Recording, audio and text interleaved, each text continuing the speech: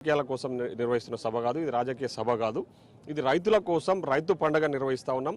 రైతులకు మేము ఇచ్చిన హామీలు నెరవేర్చిన సందర్భంగా రేపు రాబోయే రోజుల్లో రైతులకు ఇంకా ఏమేం చేయాలి, రైతులను రాజులను ఏ విధంగా చేయాలనే ఆలోచనతోన ఈరోజు ఈ రైతు పండుగ నిర్వహిస్తూ ఉన్నాం. కాబట్టి తప్పకుండా ఈ రైతు విజయోత్సవ సభ, ఈ రైతు పండుగలో పెద్ద ఎత్తున రైతులు పాల్గొని విజయవంతం చేయాలని చెప్పి కోరుతాం. రేపు సీఎం గారు ఎన్ని గంటలకు రాబోతున్నారన్న? అసలు పాలమూరుకి ఏమైనా వరాలు ఇచ్చే అవకాశం ఉందా? రైతులకు ఏమైనా వరాలు? తప్పకుండా. పోయిన నెల కురుమూర్తి స్వామి టెంపుల్ దర్శనం కోసం వచ్చినప్పుడు కూడా ముఖ్యమంత్రి గారు చాలా స్పష్టంగా చెప్పారు, పాలమూరు మీద చాలా ప్రత్యేక శ్రద్ధ కనపరుస్తాం, పాలమూరు నువ్వు అభివృద్ధి చేయడంలో ఎక్కడ వెనకడగేసే ప్రసక్తే లేదని చెప్పడం జరిగింది. ఇప్పటిదాకా ఈరోజు ఇరిగేషన్ శాఖ మంత్రి శ్రీ ఉత్తమ్ కుమార్ రెడ్డి గారు, అదేవిధంగా వ్యవసాయ శాఖ మంత్రి తుమ్మల నాగేశ్వరరావు గారు కూడా రివ్యూ మీటింగ్ పెట్టుకోవడం జరిగింది.